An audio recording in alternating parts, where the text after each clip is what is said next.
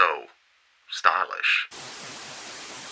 Okay, people, welcome back to another Fwoosh review. Today, let's take a little look at the Bandai America Stranger Things Void Series Demogorgon. It's a big box. And I know. I said I wasn't going to get any more of this series after Hopper because it's big, it's floppy, but I couldn't help myself. After watching the end of Season 4, I got caught up. I needed something from Stranger Things. Plus, after talking about it on the last weekly, I had a lot of comments and replies saying, the Demogorgon's better, it has tighter joints. So if this is bad, I blame y'all for selling me all the... Looking at the package, it's what we've seen from this series since the beginning. Kind of this strands coming out, the window shaped kind of like the figure. Stranger Things, Bandai, warning, choking hazard, small parts. Don't put the crazy demon thing in your mouth. On the side, Stranger Things Void Series. Oh, number 5. I didn't even know they were numbered. On the back,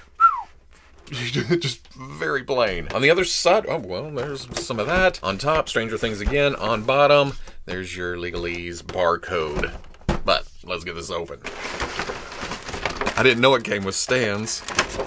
Double pegs, double holes in each foot. Seems like a little overkill. So far, I am much happier with this, but there is still some weirdness going on. First, as I've said several times with Hopper, in several videos, the looseness just, it kills it for me. Here, it seems like they realized it was a problem and tightened all the joints up, almost to a frightening degree.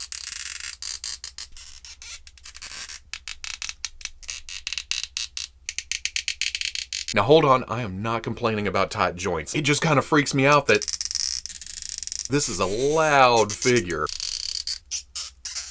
Actually, the more I do it, the more I like it. It's a monster type. I'm just chalking this up to being kind of creepy. But there are double joints, there's balls, there's hips, there's rotation. It's most of what I was looking for here. If you get the wrist turned around the wrong way, you've got this big flathead screw looking part staring at you. And that reminds me, I nearly forgot, the tightness of the joints do affect posability a little in the arms where it's really thin and where the material gets kind of soft. If you just go at it like you usually do with action figures, you're gonna get some bend. Oh wait, what the hell? But then you just get closer to the joint and that's when you can get your bends out of it. They faked me out a little bit though. Looking at it in the package, I thought that was gonna be a joint. Why wouldn't there be a joint there?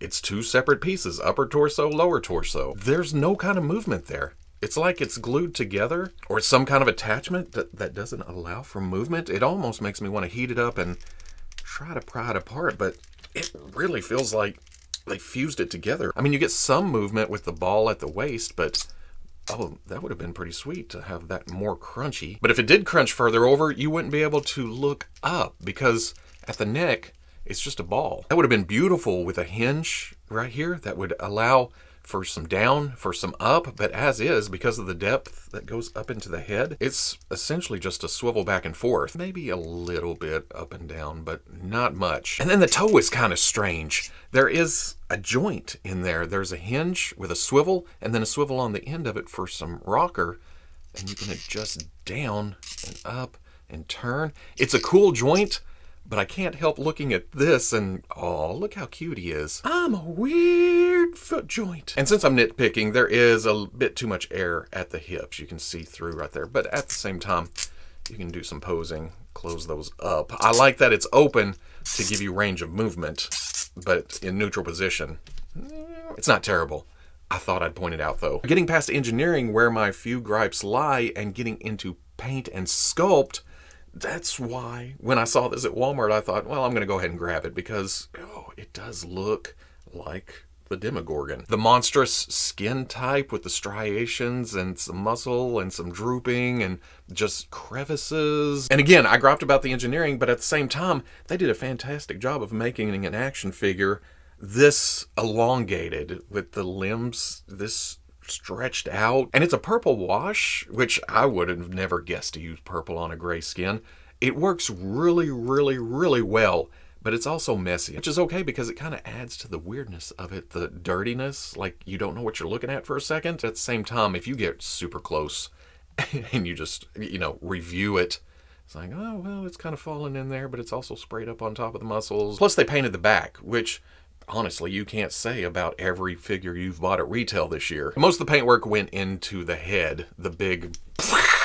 Again, it's messy with the reds and some kind of peach or pink, or just dry brushed on top of the teeth on the inside. Maybe a yellow bone color on individual teeth here and there. Then there's a black wash with a deeper red. It just makes for a nice effect. Again, when you get super close, you kind of lose the details. It gets just bleh. But further back, it's definitely Demogorgon. Then the joints are smooth and shiny, and that stands out at you because of the wash, because of the nice sculpting on the limbs. It's not terrible, but once you see it, you can't help. You know, here's a joint, there's a joint, everywhere's a joint. At least the knees have sculpt on the front of them, but you get around to the back, there's the shiny. I feel like I've already been over a lot of the articulation, but up at the neck, there's a ball, but it doesn't give you a lot of up and down, lots of side to side. Swivel hinge swivel at the shoulder, which allows for rotation all the way around. Hinge out, and then there's a swivel there. Double elbow, comes up to there, very nice. Swivel hinge swivel at the wrist, so it rotates here and here. You can hinge in and out, or if you turn this and then this, oh, you don't want that on front, you want that on the back. Up and down, just any direction you want to go. Again, damn shame about that, but the ball at the hip does allow for that much crunch.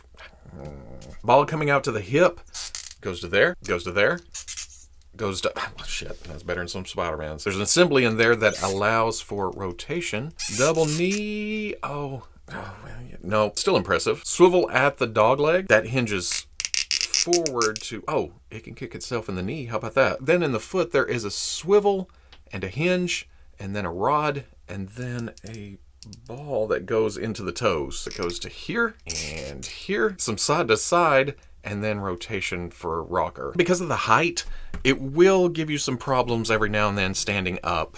You gotta find that balance point.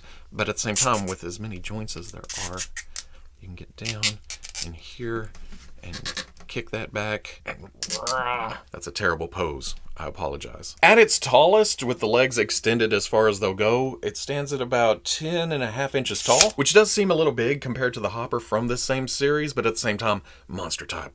I'm okay with it being a bit more monstrous. Even though this line is advertised as 1/12, Hopper is huge compared to Marvel Legends, which itself is slightly larger than 1/12 scale. Which makes it even larger compared to Hasbro's Star Wars Black Series, which edges closer to that 1/12 scale. But again, creature.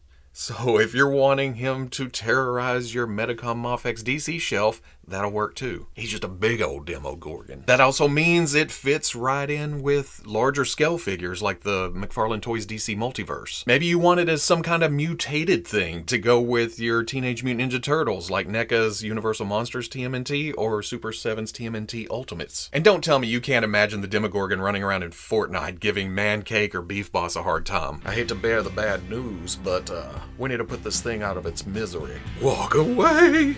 I can't help myself. It's beautiful. So at the end of the day, well, I'm much happier with this. I hate to keep ragging on Hopper, but it's really, truly one of the worst figures I've bought in the past several years. This totally redeems it. Yes, there is some oddness. There is some weird decisions. There is some squeakiness, but overall, yeah, there's a lot of fun to be had here. If you're into Stranger Things, oh man, here you go. There's a Demogorgon. But if you're not into Stranger Things, here's a weird creature to stock shelves and displays and other toy lines. Bandai America did good here, but at the same time, there was no likeness. Yeah, they may be improving the joints and stuff, but from what I've seen of other figures, the human face, the recognition, the resemblance still isn't up to par with a lot of other lines. But that's okay, I'll pick and choose and I'll be happy with it. And in case you're wondering, a couple of those shots that I just took, I had to pop the head off, put some blue tack on, and put the head on where it would be looking up in a crouch position because, again, this figure can't do that. With the limbs being as posable as they are, getting into all kinds of crazy positions, the neck and the torso limits your actual posability because, yeah, you may be able to do that, but it's not looking in the direction it needs to go, or it's stiff-backed, or, yeah, that is a negative. but there's still a whole lot of positive going on. If you enjoyed the review, comment, like, subscribe. Much love to the plus. If you're interested in seeing videos early or in a position to help out the channel, patreon.com. Wherever you may be watching this, I'll always catch you on the Fwoosh.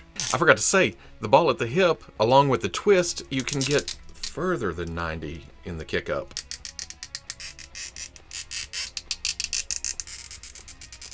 Why do I have a feeling I'm going to be sounding like this here in a few years?